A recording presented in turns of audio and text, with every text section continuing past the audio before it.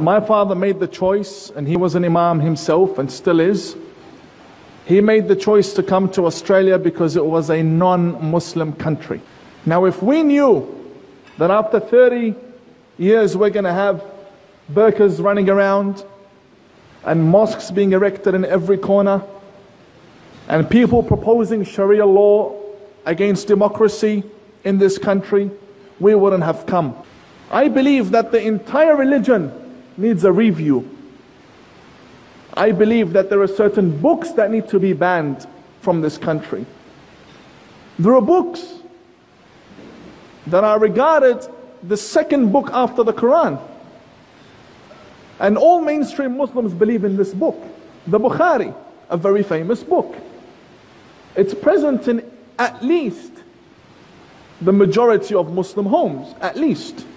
It's everywhere. It's put on the shelf right beside the Quran. And every act of terrorism is taught from that book. And that book is widely available and sold and published in Australia. I don't understand how Muslims believe that, well, radical Muslims is the main issue here. How they believe that if you blow yourself up, you go have lunch with the Prophet Muhammad in heaven. I didn't know my Prophet was running a restaurant up there. I honestly never knew. And then you have other very attractive statements that they state, that you go and you get 72 virgins. But what kind of a virgin is she that I would have to blow myself up for her? And I also oppose the construction of mosques. We have a big problem. Changing this country is something I am against. You can have one mosque in Adelaide, which is the oldest mosque, and then you can have centers. You can have educational centers. You can rent out university theaters, community centers.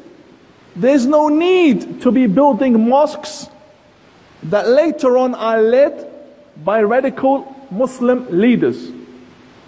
Some of them don't find success in radicalizing the youth that come to the mosque to worship God.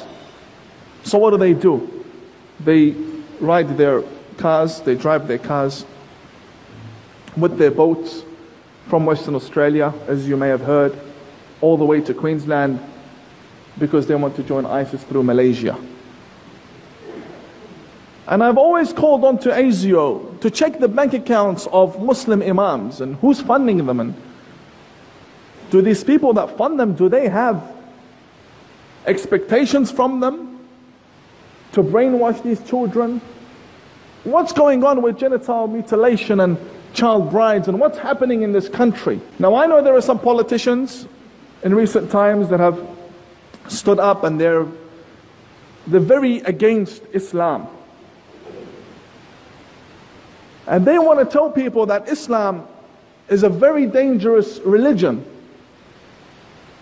Why do they say that? Now, I don't oppose these politicians because I know exactly what filth is in my religion. I know exactly what's going on, which is why I don't speak out against them. I'm against generalizing because there are good Muslims. But the main message behind it, I agree with. This will get me in trouble. I've never said this before, but Palestine is Jewish land. I mean, come on, who doesn't know this? Jesus came to Jerusalem.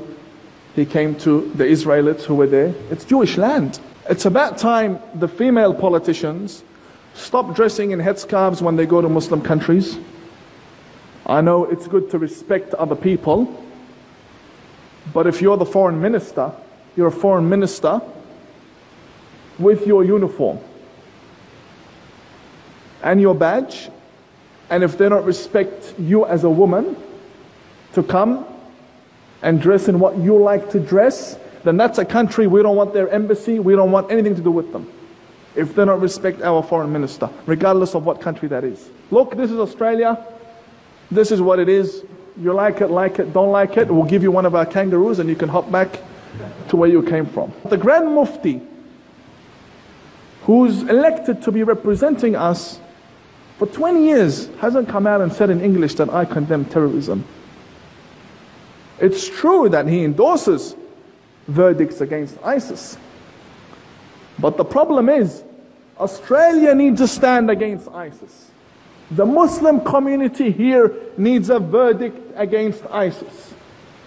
Not someone in America and you giving them the thumbs up, good on you. No, we need to take a stand against ISIS because we are worthy of that. We deserve a Muslim community that takes a stand against terrorism, because that's the fine line between hypocrisy and not. If you're not a hypocrite, then speak out.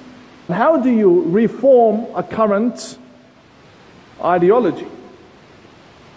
Number one, government needs to realize that the books that are being taught in Muslim schools and that are in the shelves of mosques need to be taken out, opened up, see the publisher, and post it back to where they came from. Simple as that. We don't need to burn anything. We don't need to create tension. Just gather the books, and thank you very much. That's number one.